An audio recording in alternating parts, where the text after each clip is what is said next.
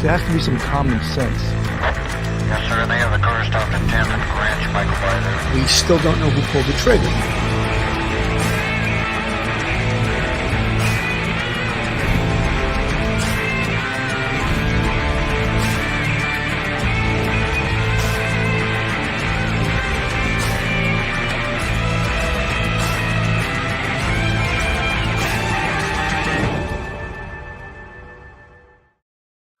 Hello, everyone, and welcome to Police Off the Cuff Real Crime Stories. I'm your host, retired NYPD Sergeant Bill Cannon, with 27 years of service.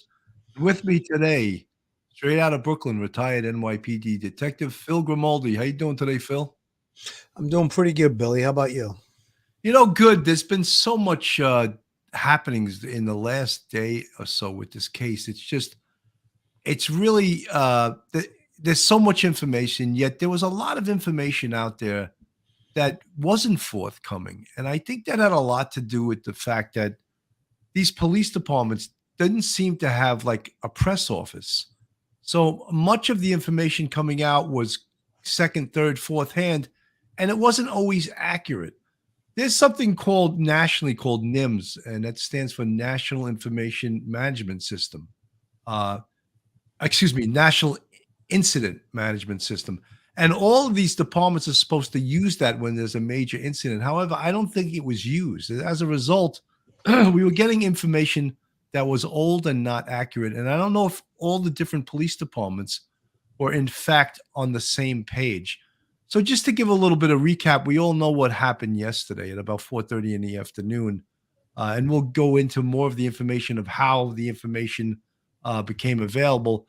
But officers from in Indiana were given information about a Cadillac, a beige Cadillac, and it was a 2006 Cadillac. And that apparently was the car. It was the third car that Casey and Vicki White had obtained, and the third car that they were using. So they were given information on this car, and I believe it was by the manager of the car wash, who doesn't seem like he's getting very much notoriety from this case.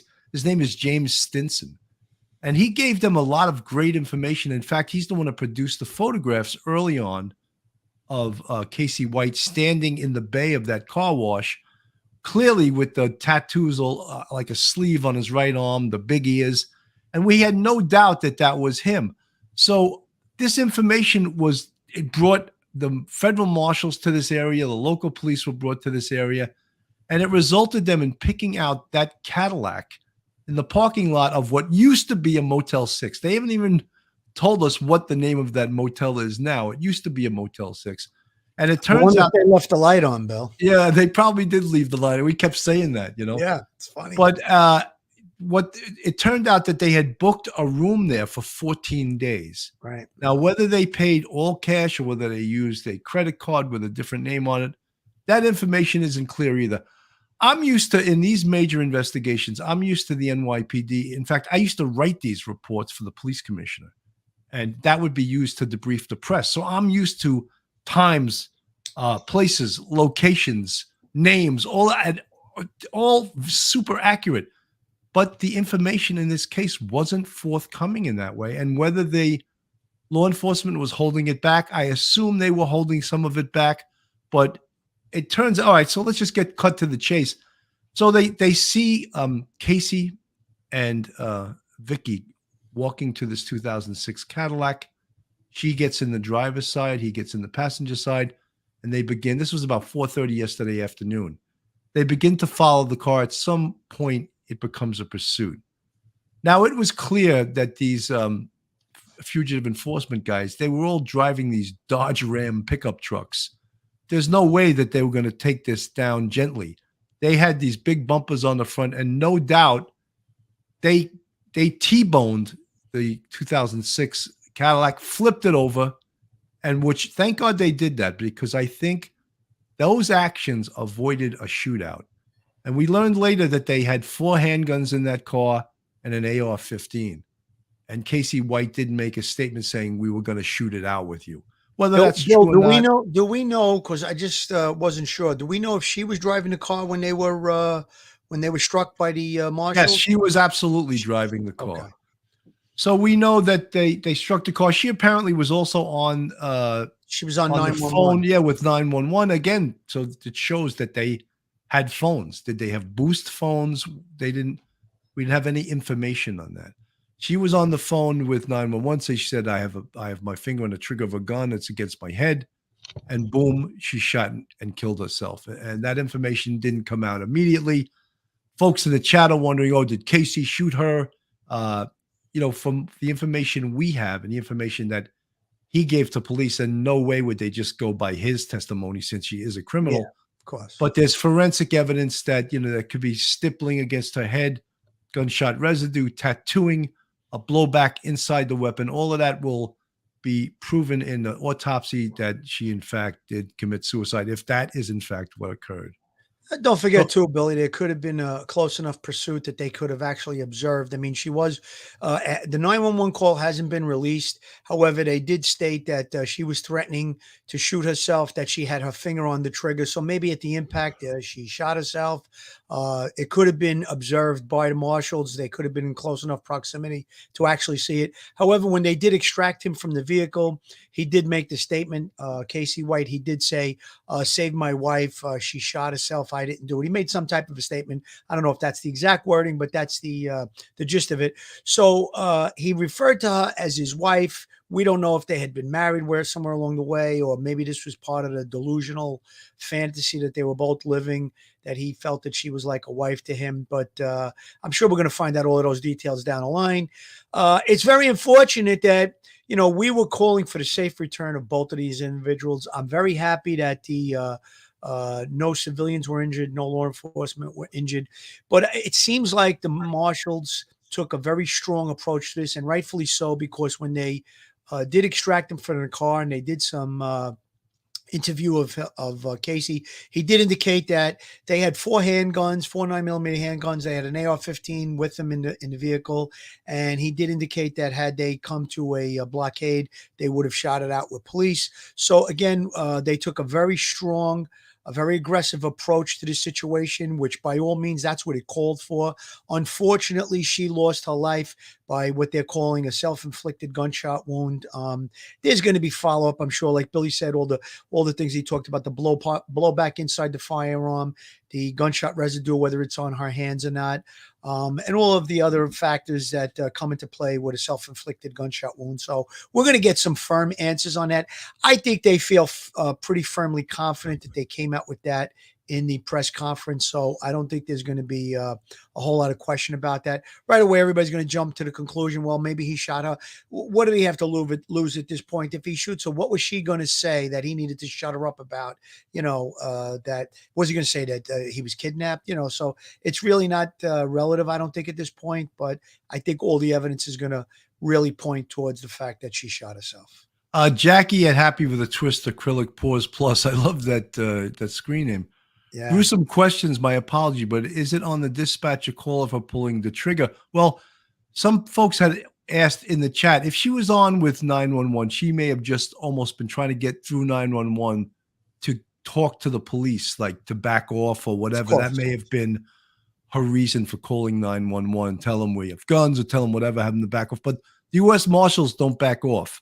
And they saved, I believe they saved a lot of people's lives and taking the action that they did in fact take, including their own lives, Bill. Yeah, I mean, they had 4 handguns in there, and how a semi-auto can hold up to 16 rounds, 15 in the clip and 1 in the chamber. So, and I'm sure they had plenty of ammo because they were on the run. They also recovered these 4 handguns, 1 AR-15, and $29,000 in cash. So in essence, they spent $61,000. Well, we know that they bought at least 2 cars, and they probably bought them cash. Registration? What about registration? Who registers a car when you're on the run? They're just probably throwing plates on it. But you know what, Billy? Think about this. whether they had a lot of rounds or not, they had most 9mm are high capacity. They run from anywhere from 10 to 16 to even 17, 18 rounds in each handgun. So I don't think that the marshals were going to wait for them to start shooting at them while there was the pursuit. They terminated the pursuit probably pretty quickly as soon as it became a pursuit, I would think. Again, you're going to terminate it. You're not going to terminate it while there's a lot of traffic around. If you get an open spot, that's the time to terminate it. It sounds like that's what they did. The car rolled over. It went into a ditch. There were no civilian injuries or casualties, which thank God for that. So I think it was a great call on the marshal's part. Listen, it's unfortunate that she lost her life. But again, we talked about it earlier. She had to be held accountable for her actions. She was obviously, not in a good state. I don't think it's a stretch to say that she had mental issues, psychological issues. I think I said this many times. She was living in a fantasy, delusional, and, calling 911 and telling them, hey, I got a gun to my head and, back off. There's no backing off at this point. This is somebody that, she's armed, he's armed. A very, very dangerous felon that she broke out of prison, so to speak. She helped him escape.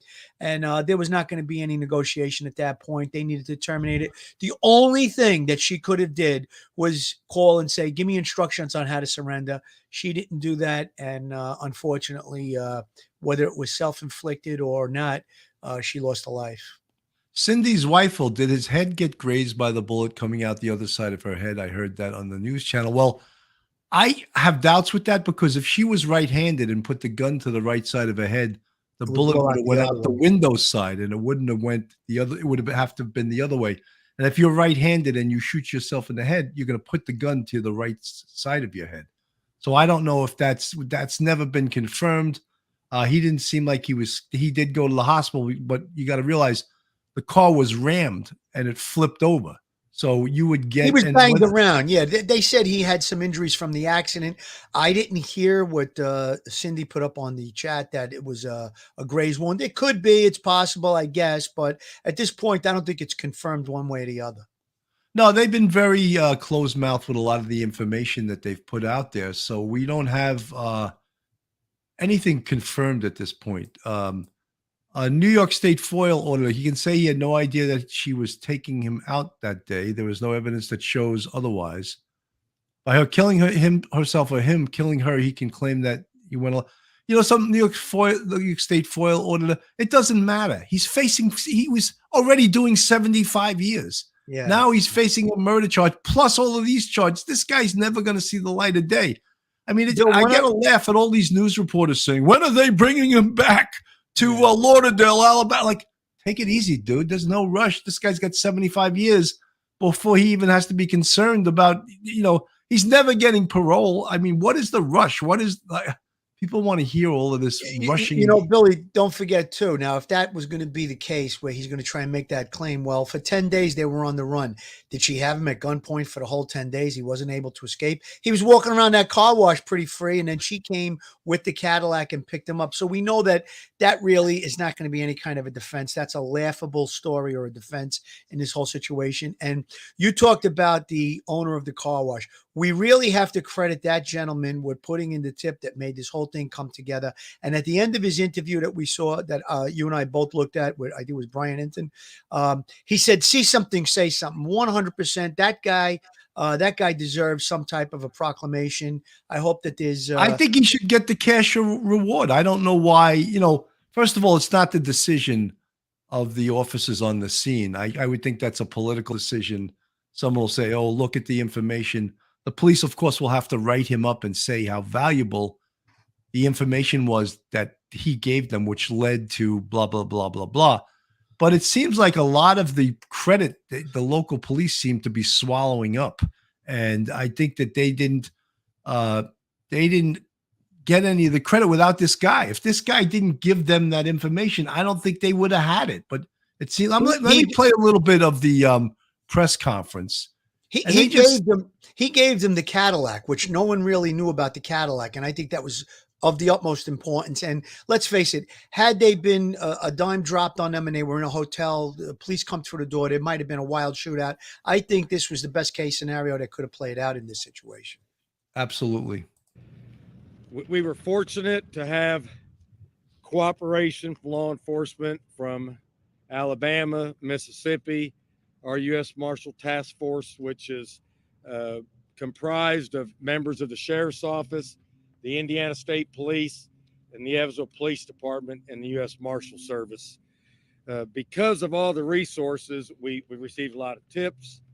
We got some good surveillance videos that showed a pickup truck that had been left at a car wash, and then a subsequent vehicle that they took and escaped in from the car wash, which was a Cadillac. We recently found out that they'd been staying at a hotel down the road here. It used to be a Motel 6, and now I think it's changed names. And they had a 14-day stay there. See, they give you half information. It used to be a Motel 6. I believe it's changed names. So why don't you tell us the name? Yeah. So that we know, you know what I mean? It's like they give little half tidbits of information. We were fortunate that during our investigation yesterday, an Evansville police officer who was just doing his good diligence of patrolling and being smart noticed the vehicle in the parking lot of the hotel and notified us immediately. So the task force members got together, they drove down there, set up surveillance on the hotel. Soon thereafter, the two suspects exited the hotel and fled out of the hotel parking lot northbound on US Highway 41, turned in at an industry known as Anchor here in Evansville. They went through the parking lot, went through a grass field. The members of the U.S. Task Force basically rammed the vehicle and pushed it into a ditch. And we later found out, had they not done that, the fugitive was going to engage in a shootout with law enforcement. So by our quick thinking, our actions, sometimes people may call that unnecessary action, but that action may have saved many of my deputies and fellow law enforcement officers' lives. And that's why I represent the Sheriff's Office. I want to bring my people home, and I don't care about the fugitives' lives if it protects my people's lives. And here I commend them for a job well done. They knew they were going up against a dangerous felon, a murderer, and we have photos of the weapons that were located in the vehicle. There were at least 4 handguns, semi-automatics, 9mm, and this is known as AR-15, which shoots a .223 caliber round. So any one of these weapons could have been used to ambush our officers while they were attempting to capture a murder suspect. So I commend them for the quick and aggressive action. It probably saved a lot of chaos by doing quick action there. Once the crashed, the female suspect shot herself. The male suspect gave up when we approached the vehicle. They were both taken out of the vehicle. Life-saving measures was attempted on the female, but she suffered a grave injury and subsequently died at the hospital last night. We interviewed the suspect for quite some time. I don't want to get into all the details of that because some of that may be used against him, but we have him presently in our Vanderbilt County Jail. He signed a waiver of extradition to go back to Alabama. I've notified the sheriff there, and they are going to make arrangements to pick the suspect up and return him to the state of Alabama. Due to safety and security measures, we won't be divulging that to you. It won't be a public spectacle. When he leaves, they'll go out a hidden exit, and it won't be for public display. So we won't divulge the date and time when the Alabama authorities take the prisoner back to Alabama. Once again, I can't shout out enough praise to all the law enforcement here in our community for the hard work that they do. The task force, I was asked by a member of the media this morning if this was like an odd occurrence, and it's certainly not an odd occurrence.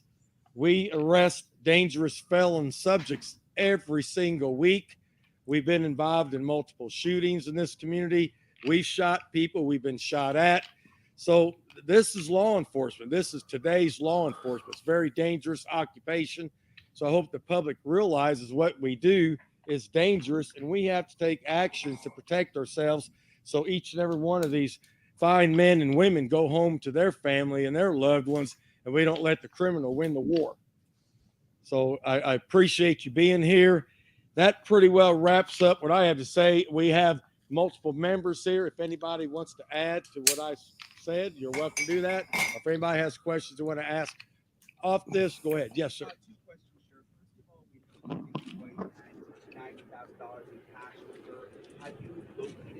Yeah, we got a photo. Here's, they had about $29,000 left over. Here's a picture of the money that was left in the vehicle that we counted last night after we inventoried the vehicles. Yeah.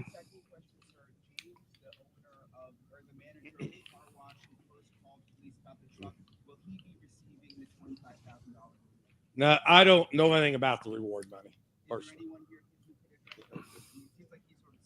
Yeah, and I don't know what, but that would be something that we'll deal with. Well, you guys heard it. They pulled the car over. She died of a self-inflicted gunshot wound. He surrendered. It doesn't seem like they're talking much about the manager of the car wash, who it seems was the hero in this case, but it doesn't seem like anyone is giving him credit for what he did. And I find that a little bit disturbing. A lot disturbing that no one's giving him credit, because he spotted that F-150 on May 3rd, and he reported that. And then shortly thereafter, I believe he spotted that Cadillac. So it's to me, it's just a shame that he's not getting the credit that he deserves for reporting these cars. Yeah, Billy, he saw the F-150 in the bay at the car wash, and then he went into the car and he saw that the keys were there. He called the local police. They responded. There was no alarm on the car or anything like that. So he indicated to the owner of the car wash that he should have the car towed. But when he went back and looked at his video surveillance, he saw that the individual appeared to resemble Casey White. And then he also went into other areas of his surveillance system, and he saw the Cadillac come, and it what looked like Vicki White picking him up. So it seemed like they were trying to throw off investigators. Maybe this is the third car that they had been into. The gold Ford Edge, or I said gold, I guess it was orange or reddish color. I think that might have been a ploy. We kind of went over that in the previous shows, that maybe they dumped that car to kind of show that, that they weren't in the area. They dumped this car and they wanted to lead police off into another direction. So, but yeah, he was very, very important to the to the conclusion of this investigation and conclusion of this case. He went on to say, see something, say something. So I thought that was very, very important and good advice. Yeah, let's play a little bit of this with Brian Enton. The morning in Tennessee, we were trying to find the people who discovered Vicki and Casey White's getaway car there, the SUV that they started this whole saga with almost 2 weeks ago. When we got the tip that there was something brewing in Evansville, Indiana, which is about 2.5 hours from where we were in Tennessee, it was believed that Casey and Vicki were spotted here, and then we found out they indeed were. At this car wash behind me, they were spotted on surveillance camera by the manager here, who's really the reason this entire thing ended today and ended with the police chase and Vicki and Casey White now apprehended. I want to bring in the manager of this car wash, James Stinson. Thanks for being with us, James. You really are the reason all this came to an end, and this has just been a wild week and a half. Tell me what you first spotted here at the car wash. Yeah, first noticed on last Tuesday, a truck sticking out of the car wash bay. It's always unusual when one's sticking out. So I come over and looked at it, and I left. So, and this is about 4 in the afternoon on Tuesday, 4:30. So I left. Every time I'd leave and come back, the truck's still there. I leave, come back, the truck's still there. Leave and come, even up late at night, the truck's still there. I go in, go to bed. I get up at 6 o'clock the next morning to take my granddaughter to school. The truck's still there. So I think I need to investigate. Once I get her to school, she gets out of my truck around 7:30. I'm gonna come back and check it out. I come back, I walk up to the truck. I notice the windows are down. And my first thought is, could be this guy from Alabama.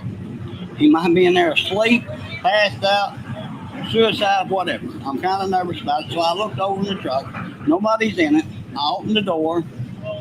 The keys are in the ignition, which I thought was unusual. I tried to start the truck. The truck started right up. So I know there was nothing wrong with the vehicle. So I left. I come back out. I got on my phone. I Googled the local police department's phone number because I didn't want to call 911. So I called them. I said, you need to send an officer out. I got a suspicious vehicle in the car. We'll have one right out. I go back to the bike. I'm dumping my trash. He never shows up. I got to go back and pick my granddaughter up at 10:30. I get her home. I come back, and my buddy's here and said they ain't never showed up. I called them back. I said, police officers never showed up. They said, yeah, they either had, he pulled up and he run the plates. It ain't stolen. So it wasn't stolen. That's what he That's interesting because that's new. We didn't know that. It was. Phil, that's still a half-assed job. He goes up there, he runs the plate, it's not stolen. Oh, I'm off the hook. Now I got a reason not to do any further investigation. But this guy's telling him all of this information. He can go the extra yard, and they're bullshitting us by saying, oh, it wasn't stolen, so he resumed patrol. No, he did a half-assed job, in my opinion. This guy was telling them, look, the guy fitting the description was with this vehicle. And it's not stolen, so I'm just gonna resume patrol. Well, he sounds like he felt suspicious of this vehicle possibly being linked to Casey White. So that's what he said. Now, if I get there, I'm the patrol officer. I got a car, keys in the car. It's abandoned, so to speak. First thing I'm going to say is, well, do you have video cameras? Let's go take a look and see when this car got here, who it was. And then you might have really, the red flag might have went up real quick if he saw the video surveillance and, it obviously looks like resembles Casey White. I think it might have been a better approach at that point, but this gentleman deserves a lot of credit, obviously. Yeah. So maybe they bought it. Perhaps they bought it. No. It could be that. But I had him get out, and he looked inside the car, and he said, oh, my God, there's a gun lock. There might be a gun in there. No, there ain't no gun. He done the same thing. He stuck his key in it, and it started. So he said, I can't help you. It's not reported stolen. So I said, I don't know what to do. I'll call Tri-State and I'll have it towed. I can't have it here.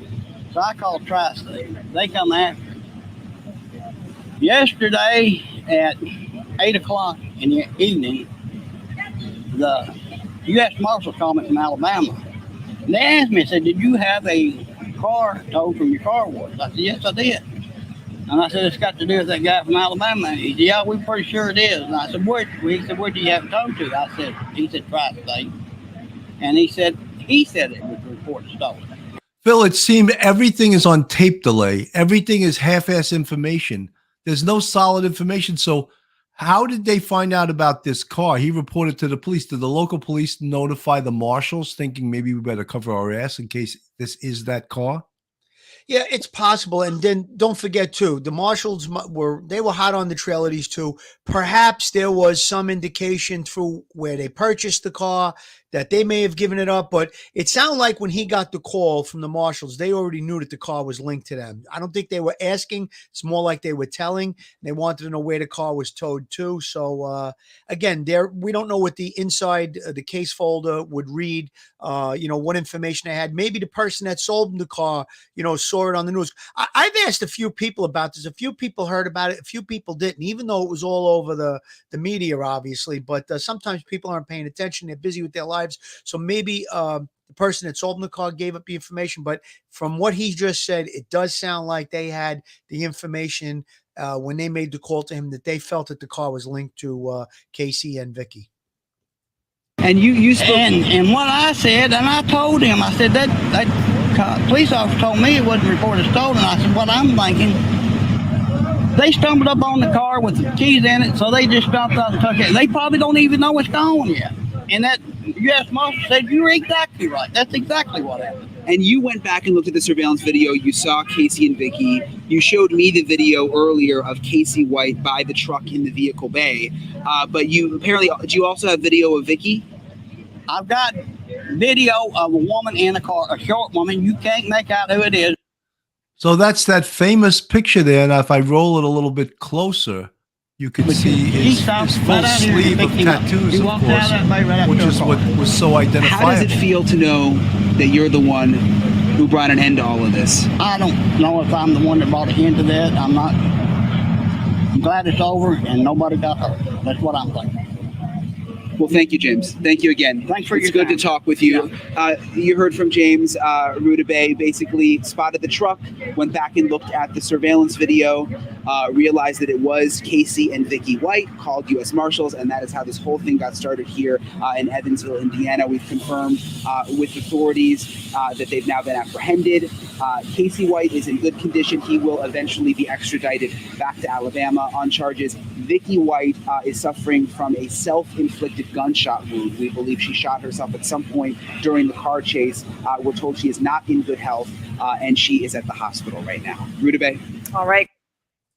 You know, Phil, one of my questions is if this civilian, James Stinson, the manager of the car wash, could go look at the surveillance video and put two and two together, why couldn't the police officer have done that instead of saying, oh, it hasn't been here 48 hours, I can't have it towed? Come on, stop giving bullshit excuses, you know? You know, it could be, Billy, not that I'm trying to defend the actions of the cop, but it may, when he ran the plate, the alarm, if it is a stolen vehicle, maybe they clipped that car with the keys in it somewhere, somehow. And if it is a stolen car, the alarm is not transmitted. Don't forget, that's Tuesday. They had been on the run for a few days. They may have stole it within, minutes or an hour or two from bringing it to that location. So if the alarm isn't transmitted, he kind of drops the ball and says, look, there's no alarm in the car. It's not stolen. You have to have it towed out of here, blah, blah, blah. Maybe they were putting it there to do an exchange later on. They wanted to hide the car.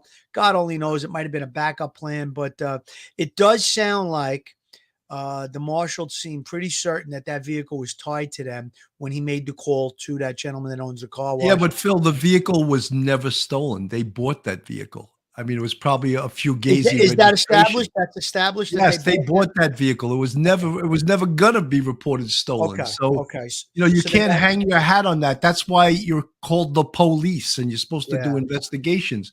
That was a half-ass investigation, in my opinion. Folks, this is Police Off the Cuff, Real Crime Stories. If you're not subscribed to us, please go on our YouTube, hit that subscribe button, give us a thumbs up, ring that bell. And if you want to support us, we have a Patreon with 3 different levels. And if you want to become part of the Police Off the Cuff Real Crime Stories family, you can join us on YouTube. You see the folks with the green font in the chat. They're part of our YouTube family, and we have 5 different levels at that. Phil, I think there's so many, and I look, believe me, I do not like to bash law enforcement. And I'm not. I think overall they did a fantastic job. However, sometimes when you don't go that extra step, you're putting everyone in extra danger, because there was some really good information here that if would have been followed up, could have ended this earlier. And look, the way it ended, look, she shot and killed herself. That's horrible. No one wanted that to happen. But many people could have been hurt in this if they had got into a chance to get a shootout with the federal marshals. They never got that chance because of the professionalism and the actions of the federal marshals. Billy, you think about there's 2 officers here that one kind of dropped the ball, but the other officer that spotted that car in the Motel 6 parking lot, that was actually key too. It brought these marshals into the area to do a surveillance. They come out of the hotel, they got in the car. It doesn't sound like it was a very long surveillance or pursuit. It sounds like it seems to me as soon as they started to realize that they were being followed, that they interdicted them and made them wipe out and go into that ditch, which was obviously the smart thing. If you look at the area from the news footage, it doesn't, it's not like by a school or a crowded area. So it was obviously the right move. It was a good call. And the one cop may have just gone that little extra step and looked at the video surveillance of when that car was put there. Might have given them it was a week ago today that incident happened, or even I guess it was Wednesday. The car was left there on Tuesday. I guess it was found on Wednesday. And then you have the other cop on the other hand that he makes a great spot. I think we owe a lot of credit to him as well, that he spotted the vehicle in the parking lot and led to the conclusion of this incident. Absolutely. Kalina Mitova, I think that leaving the truck in a car wash was major mistake of Casey and Vicki White. If they left it in a Walmart parking lot or in a hotel parking, it'll be a long time before anyone else sees the car, I guess is what you meant to say. Yeah. That's very possible. You know something? There's so much would I, should I, could I, you know, if I would have did this, that would have happened, or vice versa. But, you know, we heard early on in this, everyone was saying, oh, she's going to know how to thwart the police because she's in law enforcement herself. I think a lot of the things they did was just by chance and by luck. Changing the cars up was probably a good move on their part because they couldn't determine what car they were in at any one particular time. But that also was found out not to be insurmountable by law enforcement. Billy, they had something. Well, Casey White had something that most escapees don't have. They had a lot of cash. And they were able to access these vehicles and to go check into a hotel. Most of the time when a prisoner escapes, there's not a lot of resources ready and waiting for that person. So she supplied him with that cash and that resource. The one thing that strikes me, and we talked about his tattoos. We talked about his big ears. We talked about his hulking size. He's on that video in that car wash with a short sleeve shirt on, ears flapping in the wind. And it was obvious to pick up the tattoo on the arm. I think that was, you know, they weren't geniuses, obviously, but they did have steps that they took with these 3 different vehicles. They rented the hotel room for a 2-week period. Why not have a long sleeve shirt on or cover the tattoo up with gauze bandage or something? I mean, I don't want to give the guy tips, but you know, really, it wasn't very smart on their point. And when you and I saw that video, we were both of the same opinion. That's him. It wasn't too hard to figure out. That's him. That big tattoo. When you put the 2 next to one another, it was like, there it is. That's him. Absolutely. That's Casey White. This is a little video from Ashley Banfield. Historically, they were looking at that trusted circle of friends, doing what fugitive investigators do well, and putting that puzzle together and connecting the dots. But when they got onto this and responded, you know, they knew about the Cadillac, an older model Cadillac. They canvassed the area and they found the car. And they set up on the car. They set up a perimeter and they were watching that thing. And yeah, saw her coming out. And I believe she was in the passenger seat and he was driving. But then they got into that car chase. Yes. We've been trying to figure that one out, Lenny. We've been trying to figure out if she was driving or if he was driving. But that, I mean, do you know for sure whether he was actually driving? You know, it was reported in the press conference by the local sheriff that she was driving. So he may be saying this, this may be way before the fact, but it was reported again by the local sheriff that she was in the driver's seat. Driving at this point? The word I got was that he was driving. Again, it's not confirmed, but that's what I'm hearing from the folks that were downrange doing the job. Here's the big thing. We only have a very little description about what happened when the officers approached that wreck. The 2 fugitives are still inside. Vicki is shot and bleeding, and Casey is injured. And the U.S. Marshals who were there only reported one thing, and that is that he came out and he said, "My wife shot herself and I didn't do it." Is there anything more you can add to that description? Other things that he said, other ways it went down? How many Bill, we lost the screen. How was he injured? What were the extent of his injuries? Was he bleeding? Bill, you there? Did he take on any additional gunfire after she shot herself? Is there anything more you know? Well, I mean, these are all great questions. I can't confirm or deny anything you were saying right now, but you got to, and I'm sure everyone realizes that you're talking about a guy that, he's already. Folks, as you could see, that's the Cadillac that's lying on its side. So one of the pickup trucks with the heavy duty front bumper T-boned that car and flipped it over into that ravine. So that's what you're seeing the car right now, which was outstanding work, tactical driving to be able to do that. An unbelievable job. Already doing a life sentence. He was looking at a death penalty if found guilty on this other case. What are they going to charge him with? Escape? He didn't care. And my concern was, was it going to be suicide by cop? Was Vicki going to become a hostage? There was a lot of things and that go through these investigators' minds when especially when you're in a car chase. I mean, things happen very quickly. So, it's the old adage, muscle memory. I mean, you revert back to your training. You're in a car pursuit. It's a felony car stop. The car flipped over. They approached it with extreme caution. Didn't know if they were armed. Did they hear Yeah. the gunshots? I don't know. I don't know. So Lenny, how the we- reason I'm so keyed up on who was driving, the devil's in the details here, because the first thing he says when he gets out is, my wife shot herself. I didn't do it, which immediately makes me think, I think you did. Because that wouldn't be the first thing you would think of. You would try to run, or you'd say, I didn't do it, I wasn't driving, or something. But forensics will prove if this was a self-inflicted gunshot. It's very early to just make that pronouncement. And if they were both jumbled around and it's hard to determine who was sitting where in the car, that will be tricky. But if she was in the driver's seat and she's shot on the left-hand side, then she might have done it, probably did it herself. If she shot on the right-hand side, he very well might have shot her dead, which would be not felony murder. That would be You know, she said it exactly in the reverse. She said it exactly wrong. If she was in the driver's seat and shot herself with her right hand to the right side of her head, then the round might go through her head and out the window, out the driver's side window.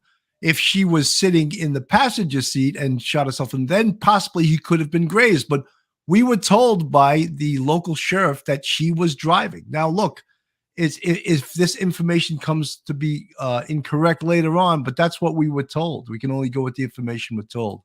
first degree intentional murder as well as felony murder. So those details are really important. And we're not getting any more resolution about this potential forensics investigation on whether she really did shoot herself or whether he did it. So there wouldn't be an additional witnesses.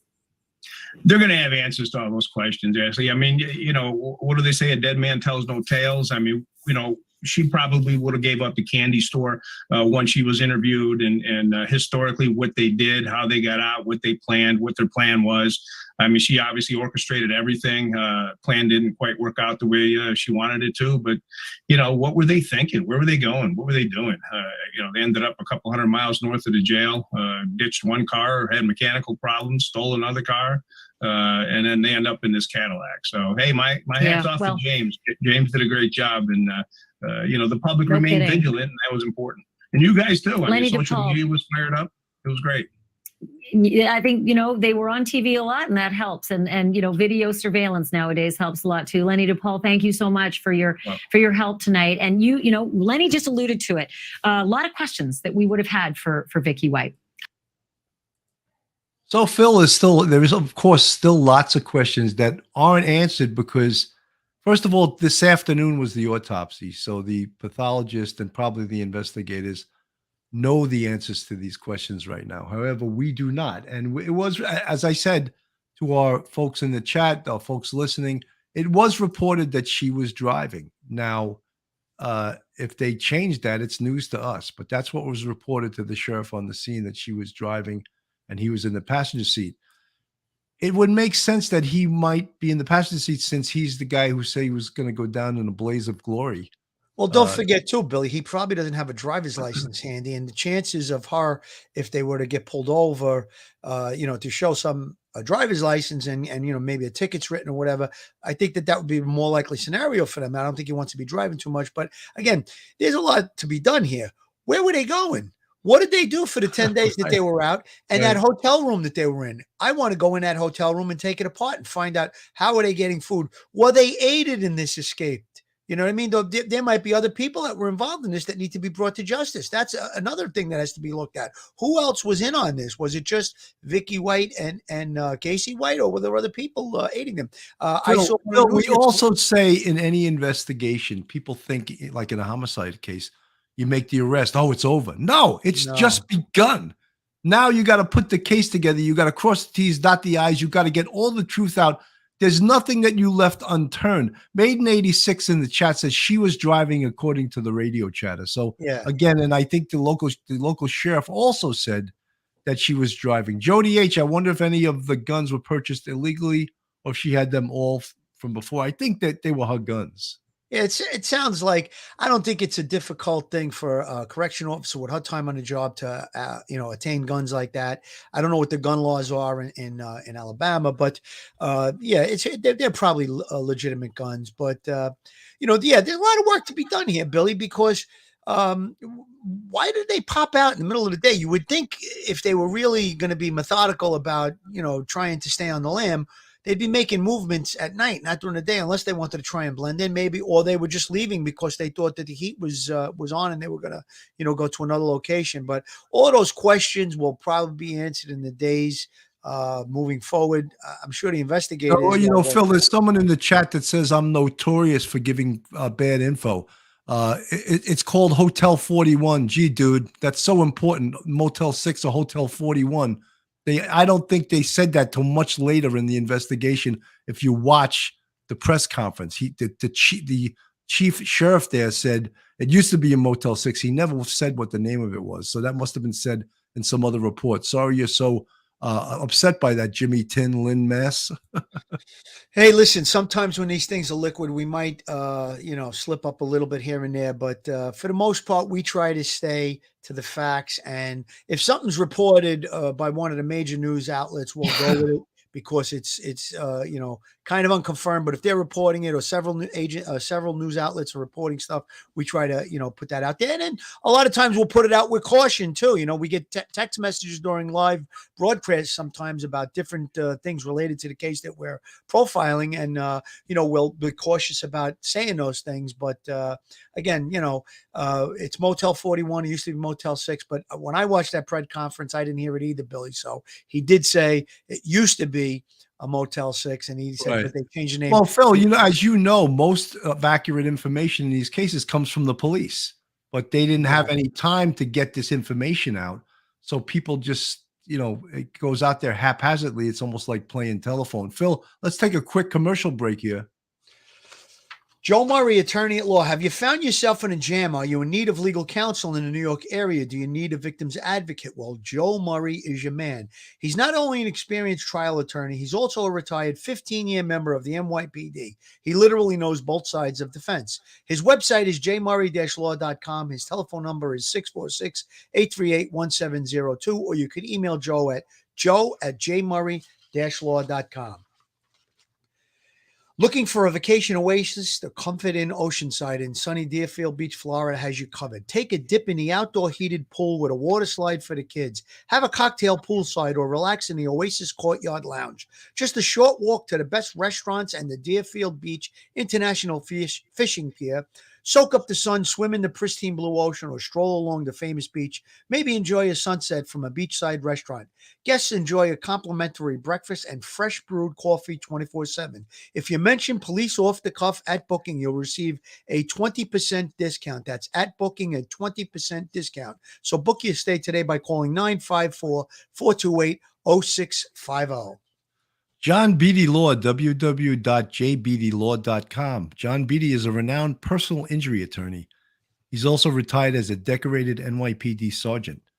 John comes from a proud NYPD and FDNY family. He was an active sergeant in Brooklyn North and supervised in the legal bureau. John is a proud member of the Honor Legion and the Blue Knights. John Beatty litigates across the country for seriously injured victims and has helped recover over $200 million for grieving families. Call John now for a free consultation. John Beatty, 917-797-9520. That's John Beatty Law, www.jbeattylaw.com. So, Phil, I mean, from here, there's still a lot of investigation to do. There's a lot of questions as to what happened. As you could see, there's uncertainty now, even with some of the facts being reported by the media. And I think that the law enforcement has to get the accurate facts out there so that people know what's going on. He's already decided to be brought back to Alabama. He waived extradition. Extradition. Yeah. So he knows he wants to be in his environment that he's been in before, and maybe that's he's not gonna. Where's he going? Where's he going? He's gonna make things hard for himself. Just go back and face the music. He's got no choice. No, and and the thing is, he's facing. He was already doing 75 years. So how many more years do you have on this earth? And again, if he did commit that murder, he definitely deserves to be tried and charged. And if he did it, found guilty. That's a capital murder they were talking about too, Billy. So he could be facing the death penalty on that. And then they said there was another murder that was ruled a suicide back, I guess it was 2000. I forget what it was, 2011 or 2000, somewhere around there. But they're looking at him for that murder as well. Well, it's labeled as suicide. It was a self-inflicted gunshot wound with a shotgun, which sounds a little bit strange to begin with. So he's looking at that. And then he has this other capital murder. So there are several things that are going to, and he's going to get hit with all the charges on escape and whatever they did, in this particular case. So yeah, he's not going to ever see the light of day, and I'm sure his security is going to be maximum from this point forward.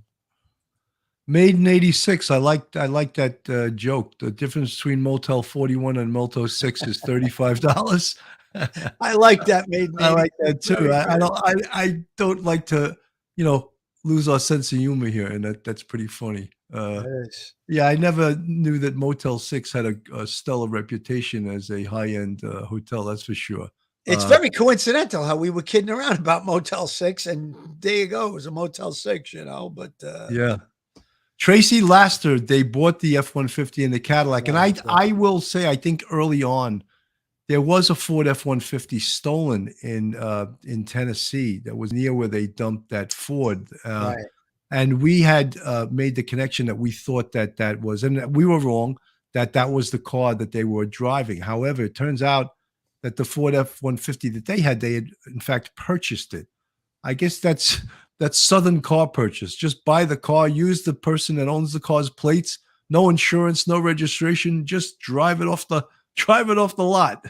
Well, they have these temporary plates now here in the Northeast. If you're New York, New Jersey, they'll put a temporary tag on for you. When you walk in with cash, that dealer's selling you that car. He's getting you out the door one way or the other. So I don't know what the in Tennessee what the motor vehicle laws are, but a lot of times you say, listen, here's the cash. I need to be out the door today with the car. So they'll make it work a lot of times too, especially when they see cash. Catherine, 1967, she trusted her hubby that much that she had a gun in her hands while driving and a pistol in her lap, too. Catherine, I don't know if that's in fact true, but they're on the run. They're fugitives. She may have had that. She obviously had a gun in her hand because she committed suicide. So they also showed pictures of her gun belt. She had a taser, which is something that'll incapacitate you, momentarily. So yeah, and she probably had a couple of extra clips for the 9mm. So they were ready for battle. Let's just thank God that it didn't turn to that. She lost a life. That's unfortunate. I feel bad for her family and all, but thank God nobody else was injured. Let's hope along the way that they didn't injure anybody or hurt anybody or kill anybody that we don't know about yet. But I think it's safe to say that they were, they were like in hiding in this hotel. And it looks like, the only person that was injured was him, and she lost her life by a self-inflicted gunshot wound. So that's not the best outcome, but it's the outcome that I like, that no law enforcement or civilian casualties. Yeah, I mean, some of these pictures you see on the screen is they produced this picture of her with brown hair, of what she would have looked like with brown hair. It's amazing that they were even able to stay on the lam for as long as they did, because they were pretty identifiable. I don't know if they stayed in their room 20 out of 24 hours or 20, I don't know. How did they go out? Did she go out food shopping? Where did they get their food? There's questions that remain. I would think that investigators will also have to go through that hotel room and do a crime scene on their room. Absolutely. And see what else they can recover. Billy, one other thing, the vehicle, the F-150, I forgot to mention this before. I just thought of it. There was a gun lock in it. That's another reason that the officer should have went that extra mile and looked at the video to see who it was. I guess guns might be prevalent in that area. I don't know for sure, but you see a gun lock, you got a pickup truck, the keys in it. He's thinking it might be this Casey White. They should have went the extra mile for sure. Yeah, Donald Campbell, they recovered 4 handguns and one, I think it was an AR-15 semi-auto. It fires .223 and 2 other. I didn't know if they had 2 other long guns. You could be right, Donald Campbell. That picture they showed in the press conference wasn't that clear. Suman Shri, wow, great point, Detective Phil. We don't know if they hurt anyone along the way. Never thought of that. Yeah, it's a possibility. Dead men don't talk. They could have killed somebody along the way. Let's look at this. When the vehicle allegedly broke down, the first vehicle, the Ford Edge, Did they go into a location and harm someone to hide out for that afternoon? Let's hope not, but that's possible. And all of these things are going to be looked at. And that's the job now of the investigators. They have to figure out the best they can what their movements were from two Friday ago afternoon when they left that jail, or morning, whatever it was, until yesterday when they were apprehended. They really want to have as much of their movements as possible. There's video surveillance in most locations that they could, if they went into a 7-Eleven or a place to buy food. So they're going to probably put that all together. It's going to be a painstaking investigation, but they'll get it done, I'm sure. Yeah, facts matter, Phil. They're taking umbrage at you saying, I guess Clip. you may have said clip. I said The magazines, clip, yeah. Phil, extra magazines. Okay. You know, we refer to places in New York City that are extra dangerous. We say, oh, that's a 2-clip location. Yeah. We call it clips in law enforcement. The proper name is magazine. I stand corrected on that. Of course. But we don't always say, tomato. What we don't Well, always we go use- into our law enforcement and our jargon, our police jargon sometimes, which that's what that was. Oh, someone in the chat had asked, what is a gun lock for? A gun lock is to go into the trigger guard to prevent the gun from firing. It's a safety device. That would probably be something that law enforcement would have to make sure that no one got to their guns, that like a young kid or something, it would prevent the gun from firing. Gun locks go into the trigger area, like Bill just said, and you lock it, and you can't get your finger in there to pull the trigger. So if you have a loaded firearm and you keep it someplace, someone finds it, a child, that's usually the most safest way to safeguard a gun. You put that lock in there, and obviously to lock it away as well. But that's what those gun locks are used for. Absolutely. Folks, this is Police Off the Cuff, real crime stories. If you like this channel from a law enforcement perspective, go on our YouTube, hit that subscribe button, ring that bell, ring my bell, and give us a thumbs up. Thumbs up. And if you want to join our Patreon, we have 3 different levels and 5 different levels we have on our YouTube. You can become part of the Police Off the Cuff YouTube family. So, Phil, where do we go? What do we go from here? Obviously, we'll be waiting tomorrow for the autopsy results. If, in fact, they come out that quickly, they don't always have them out that quickly. They sometimes will hang their hat and say, oh, we're going to wait for the toxicology, even though I don't think in this case that really plays into it too much. One of the things also that came out of the press conference, many people were asking, did they find any drugs in the room or in the car? And so far, as I could tell, there was no reports of any drugs in the room or in the vehicle.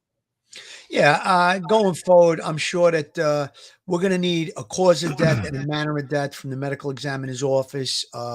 There's going to be statements from the investigators that were in pursuit to say what they observed, and that would be given to the medical examiner. And if there's indications of a self-inflicted gunshot wound, we stated all the things that we'd be looking for: gunshot residue on the hand, stippling from the bullet wound, blowback into the barrel of human flesh and blood, and all those different things. That's going to be one of the things that'll tidy up that part of it, whether or not it was a self-inflicted gunshot wound, or if he in fact fired the weapon that killed Vicki White. Again, that hotel room, they're going to be looking, taking that apart piece by piece. What cell phones they were using. Now, there was a cell phone present in the vehicle. Was it a burner phone? They're going to go into that specific phone and see all the calls that were made, whatever searches were done, all of the information on that phone. That's going to be very important. And again, if the cell phone is turned on, that's an active navigational map. It'll give a location of all the different places they went. Now, again, if the cell phone activity shows that the cell phone stopped at a location, let's say there's a Walmart, they'll go into that Walmart. They'll look for video surveillance cameras to see what their movements were, what they purchased in that Walmart. I'm just using that as a scenario. I don't know if they went into a Walmart, just trying to give an example. So all of those things, when they get that cell phone information, that's going to be very, very important, because that's going to show every movement that they made during this 10 days that they were on the lam. Maybe there was more than one cell phone. Who knows? But again, as you conduct your investigation, you go into locations like the hotel room where they were staying, you're going to uncover information. Maybe there's going to be receipts from stores, receipts from food. They order from Chick-fil-A. They're going to want to go to that Chick-fil-A to see if they picked it up, see if there's video just giving an example on that. So again, there's a lot of work to be done. Like Billy said, they're going to be on top of this. They'll probably work along with the FBI since this was interstate, maybe the local police as well. And over time, within a couple of weeks from now, we'll have the cause of death, the manner of death. We'll have all of these loose ends that are hanging around, tied up, and we'll have a better picture on it, I'm sure. Whether or not everything is going to be released to the public, I think it probably will be. There really is no reason not to, although they were very tight-lipped on most of the time that this investigation was going on. They weren't very forthcoming with a lot of information. They held things very close to the vest, which was the way that they decided to do it. Sometimes with interagencies, the marshals might have said, hey, we're going to run this and we're going to control what media is, what is put out to the media. So again, I think there'll be press conferences going forward with an indication of what their movements were, because it's not going to be that hard to figure it out. And it sounded like he did make statements when he was apprehended. So again, whether or not he's truthful, he's going to say we went here. They're going to look into that. They're going to, try and, if he says, we went here, we went there, we bought this, we bought that, they'll follow that up and see if it's actually true, whether he's being truthful or not. And whether he's not, I don't know. But I'm sure that we're going to find out. Julia for Justice, thank you so much. She's from Canada. She gives all the kudos to Police Off the Cuff. Thank you so much for following us and for listening. Butterfly Dana, Vicki should have sent her mother flowers for Mother's Day, but I doubt if she did. I doubt it too. They would have been able to track her through doing that. So folks, there it is. We covered a lot this case. I know it was covered a lot by Duty Run. There's been a lot of information out here. We do the best we can here with the information that we have in the most timely fashion we can do so. And Phil, final words. Final words. It's an unfortunate situation that Vicki White lost her life in the end of this saga. I'm glad it's over, that no one else was injured. Investigators, kudos to the officer that spotted the car in the parking lot of the hotel. Kudos to the owner of the car wash or the manager, whatever he was, that made the call and gave me information on the car. And big kudos to the marshals that they terminated the pursuit when they did.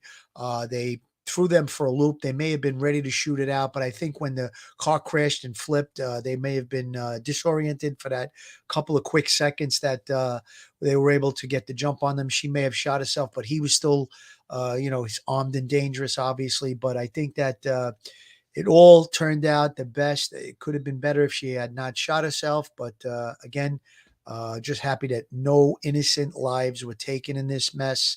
And glad that no innocent people or law enforcement were injured. Wow. You didn't even take a breath saying all of that stuff. That was pretty amazing. my voice isn't worn out like yours. You did a lot of talking in the last couple of days. Folks, thank you so much for listening. And if we get any new information on this, we'll come back on the air tomorrow or the next day. Thank you for supporting Police Off the Cuff Real Crime Stories. Have a great night. Stay safe, everyone. One episode just ain't enough.